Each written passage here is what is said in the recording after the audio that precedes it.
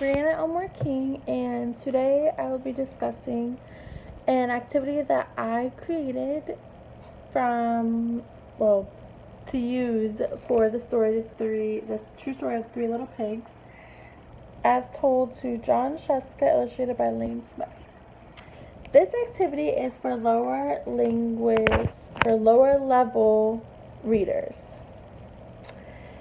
The lower level readers are given an activity that I named Follow the Rainbow to the Pot of Gold. During this activity, the students will get to hop to each rainbow card and answer a question pertaining to the story. The questions are short and simple, so the lower level readers should be able to read them. I'll show you a card. So example, this one just says characters. Now, if the student's not able to understand that, there's also little words down here that kind of it's a question that kind of lets them, helps them out. So this says, what are the main characters? So it lets them know what the word characters is wanting them to say. The question, so it's short and simple, so the lower language learners should be able to read. This satisfies the Florida Subject Standards Reading Standard RL13, which reads, describe characters, settings, and major events in a story using key details. We are covering the whole entire standard because they'll get a chance to do all of this with all the different questions, describe the events, settings, characters, and all the other details.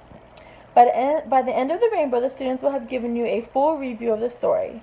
The student can simply just look at the pictures to help them identify the answers, and they'll be able to learn from the same without even having high reading skills or anything, much like Carol Tomlin discussed in her video. She discusses how not all students are the same and how they need different ways to learn. And this activity gives them a chance because they get to hop around and just have fun. So I'm going to show you guys my example. I have a few different cards. I have 1, 2, 3, 4, 5. So that is how I made mine, because I just felt like the 5 questions that I have were significant and important enough. So I have characters. You can always print some cards offline, but I made my own. I have characters, I have setting, and I have rainbows on all of them. Problem, next, and then I have solution / finally, because I feel like they kind of go together, so I put them on the same one. And that's it. You guys can always add or take out, make more if you want to, as far as the different cards. But once the kids are through the rainbow and they get to the end of the pot of gold, they will have given you a full review of the story, which is always awesome.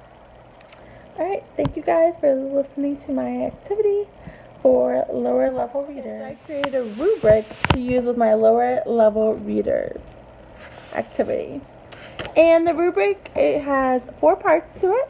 It has participation, required elements, motor skills, and use of class time.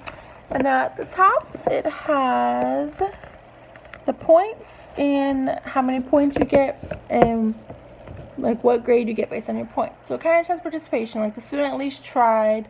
Required elements, they at least tried to answer some of the questions, or they answered them correctly. They were actually participating.